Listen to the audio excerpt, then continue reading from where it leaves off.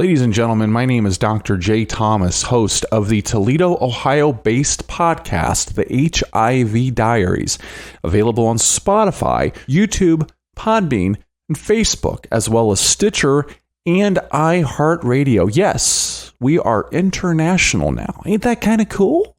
I thought so. Right now, though, I want to talk to you about World AIDS Day. It's a special presentation today, and it's a special day as well, December 1st, 2020, bringing awareness to AIDS and HIV and those living with it. Much like myself, I was diagnosed on June 7th of 2017. That was the day I popped positive on a rapid stick, and my life was changed, but not necessarily in the manner that I thought it would be directly. You know, I really thought that... I've spoken about this before. I thought it was curtains. I thought that I only had so long to live. And then come to find out that, no, a lot has changed. And guess what? I'm going to be here a long, long time now.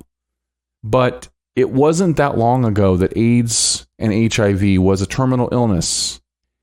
And today I'd like to speak to you about that. And this is called AIDS in 21st century Northwest Ohio. Now, some of you who may not be in this area in Northwest Ohio or may not be familiar with it, you may be asking yourself, well, why is this so relevant? Let me explain. Back in the fall of this year, back in tail end of August, first part of September, I did something I haven't done for 18 years, 19 years. I stepped back into a place of higher education, and I decided to go to college for the very first time. At the age of 38, I decided to go back to school, and I decided to go to Owens Community College. Wonderful school, great people, great teachers, and they challenge you. When I came in, I had to do an entrance exam. And part of my entrance exam was language arts, English, language comprehension, that type of deal. And my score was so high, they could only place me in one class.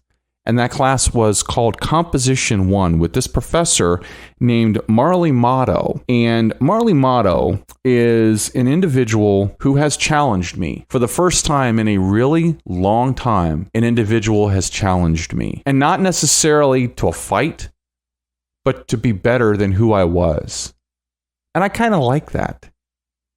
Now, this individual, this professor, assigned us an essay not too long ago where we were to pick the topic, but the topic was, it had to be something that was of what we perceived to be a problem in our area in Northwest Ohio. And we were given a list of things we couldn't talk about, or a list of things that I guess were off limits per se. And then everything else we could do. You know, if you have any questions, contact her. I chose AIDS. And I chose HIV because I know for a fact that the numbers are rising. And it's a problem. And I put together this essay. And it is, honest to goodness, the highest score I ever got on an essay in my life, going back to high school. Out of 250 possible points, I got 208.5. Not bad, huh? So right now, as a special presentation, everybody, I would like to read to you the essay that I wrote titled AIDS in 21st Century Northwest Ohio for Professor Marley Motto, course 202060.ENG111-240, Composition 1, dated Wednesday, November 11th, 2020, draft final. And I hope you guys enjoy this. Beginning in 1981, while some were suffering from what appeared to be a terrible hangover in the wake of the death of disco, healthy young men began showing up in emergency rooms in various pockets of the country with occurrences of a rare skin cancer known as Kaposi's sarcoma and an even more obscure flu, pneumocystis carinii pneumonia. Along with these rather odd medical cases for these young men came highly enlarged lymph nodes, incredibly decreased vision with strange orange-brown spots that progressively got worse and, in some cases, led to complete blindness.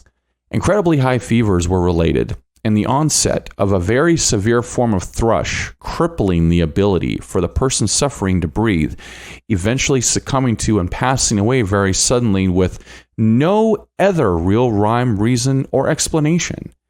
Over time, these symptoms began to spread from those pockets of San Francisco and New York City to Miami, Los Angeles, Chicago, then eventually smaller cities like Fort Wayne, Detroit, and eventually landing in the Toledo, Lucas County area. In 1982, it was being referred to in the media as GRID, standing for Gay-Related Immune Deficiency. But once the demographic line for infections began to shift and became blurred, it was renamed that same year to AIDS, standing for Acquired Immune Deficiency Syndrome, a serious and life-threatening disease. Thoughts and attitudes on how people were acquiring this infection began with the belief it was exclusively through male-to-male sexual contact, then progressed to including IV drug use, then started including tainted factor VIII blood used to treat those with hemophilia. Throughout the rest of the decade, though, social battle lines were drawn even further, putting on public display the already established division between those who felt that it was a curse on the homosexual population versus those who felt that restrictive religious doctrines that were unlegislated, therefore not applicable in terms of direct social enforcement, were hindering progress into the research of potential treatments and a possible cure.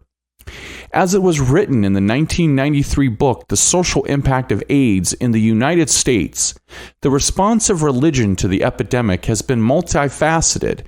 Not only are there many religious communities with their distinct traditions, but within the traditions themselves, various themes intertwine with various emphasis. This complexity makes generalization difficult and simplification perilous. On the flip side of this argument was ACT UP activist and founder Larry Kramer, who in his obituary in the New York Times printed May 27, 2020, was quoted as simply stating, "If you write a calm letter and fax it to nobody, it sinks like a brick in the Hudson." Now, for those who may be a bit younger and may not remember the days of when the illness rocked the headlines, they may be asking themselves, what exactly is AIDS?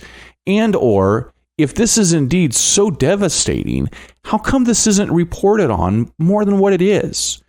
Well, first, AIDS is a disease that is acquired through a number of different sources. However, is not acquired until the progression of HIV, the human immunodeficiency virus, reaches a certain level where the immune system has been compromised beyond the point of being able to properly fight and fend off various opportunistic infections. Medically, in the human blood, there is something referred to as a CD4. The CD4 count acts almost like a type of armor against colds, flus, and various other illnesses. The average healthy person's CD4 count ranges from 500 to 1500 at any given time per milliliter. Once it falls below 500, it is usually a sign that the body is fighting something off for one reason or another. When an individual is diagnosed with HIV, the progression to AIDS comes when that immune system CD4 numbers drop to 200 or below, making the person who has the virus in their body more open to coming down with various AIDS-related illnesses, i.e. thrush, various rare cancers, dementia, etc. Secondly, to answer the question of how come this isn't reported on more than it is, this is something that some, especially those living with the virus, or for that matter those who know someone affected by it, ask too. However, the answer is believed to be traced back, at least in part, to 1996. This was the year an incredibly revolutionary treatment was discovered, referred to as the triple cocktail. It was a combination of 3 different medications in one, all performing a different task to control the amount of virus in the blood supply. Prior to the advent of this type of medication combination, there was basically only one or two types of medications to treat HIV. One of these drugs, first becoming available in the late 1980s, was named AZT. Now, AZT had to be taken in 4-hour doses. If you missed one, the medication began to wear off quickly. Even though it was early on in the development of medications for the illness, the medication did slow the progression, but some chose to not take it due to the severe side effects, therefore progressing in their illness and eventually getting worse off. As the seemingly dark decade of the 1980s drew to a close, AIDS had claimed just over 99,000 lives in the United States, and it began to hit close to home as more and more individuals were becoming infected in the state of Ohio. Just in 1990, Ohio numbers for the newly infected reached the highest they had been since the start of the epidemic, jumping to a staggering 2,299 infections, with a small yet significant and troubling number being persons 13 years of age or younger. In Lucas County, the numbers of newly infected people rose close to 75% from 1989 to 1990, in turn, appearing like there was no end in sight. However, with the triple cocktail coming about in 1996, it made it possible for the copies that existed in the bloodstream to be killed off, allowing the immune system to rebuild itself. How did this take place, you ask? Simply put, the virus is still in the body and lives in various lymph node pockets throughout, but is basically put to sleep in a form of remission, allowing those who live with the virus to go from living with what was referred to as a terminal illness to now live with what's being referred to as a chronic, manageable condition. While amazing and life-changing, the downside of this incredible medical breakthrough created a new problem. There are many theories as to why this took place, but here is what is known for sure. People weren't dying like they used to, and as more and more time passed, treatments improved even more for the better overall health of those living with the virus. They began to live their normal lives with little to no interruption and without fear, in some cases with just one pill a day. During this time, it did begin to slowly fade off the television newscasts and out of the national public eye, almost disappearing for good until the early to mid part of the 2010s, when a sudden uptick in diagnosis began to take place not just nationally, but locally, when between 2015 and 2016, the numbers of newly infected in Toledo and Lucas County rose more than 90%, with a strong part of those numbers being in the demographic of persons aged 20 to 29. The problem never went away, as some may like to think.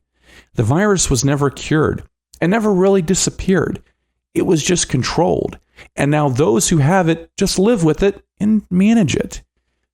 Therefore, breeding an attitude and form of complacency among those who, once upon a time, supported cures and treatments in masses is now looked at as a non-priority in regards to widespread fundraising, while numbers continue to slowly rise and persist.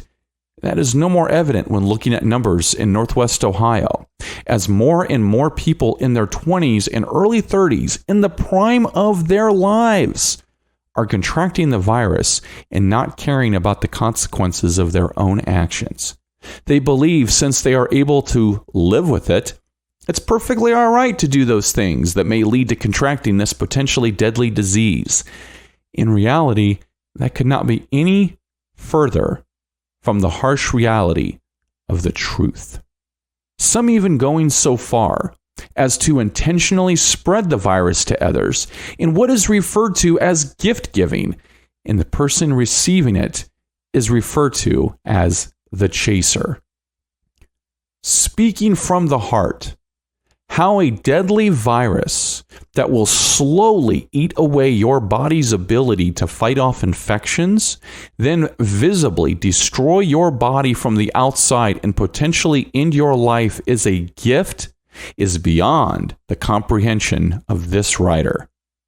Maybe it's the generational gap that leads me to feel that way. I am 38 years old and remember almost like it was yesterday, the latter part of the 1980s and early 1990s, when the label was first attached to this disease as being something only gay people had, which of course turned out to be false. Clear as day, the memories of how degrading it was to an entire group of people who got labeled with something that not only did they not ask for, but something that was so incredibly powerful in terms of stigma that spilled over into the next generation, creating a continued lack of respect and compassion for those afflicted, is burned into memory for the rest of my life. Then again, maybe it is because of what was all over the media and in the public eye throughout the 1980s and 90s, with the carnage the virus left in its wake, the videos and powerful images of not just the national narrative, but how the clinics were beginning to be overrun with cases and diagnosis. So much so, they had full hospital wings and medical offices devoted entirely to its patients' needs. Or maybe it was the complacency that a young man in his early 30s, literally in the best shape of his life, taking care of himself, thought he was doing all the right things, experienced head on Wednesday, June 7th of 2017, just before 1:30 in the afternoon, that forever altered the course of that train of thought. That was the day that this very writer walked into the Lucas County Health Department right here in Northwest Ohio, took what's referred to as a rapid test that gets a saliva sample and is used to determine whether there is a presence of antibodies for the virus, then waited out in a hallway. The test was to take 20 minutes, but by minute 12, I was pulled back into the office and was told, "We are getting a very strong positive." And my life was changed forever. HIV and AIDS is still here, and it is still a very real problem.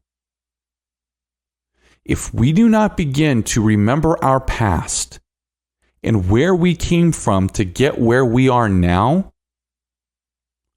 the reality of repeating the unnecessary loss of an entire generation will soon potentially loom over our everyday lives.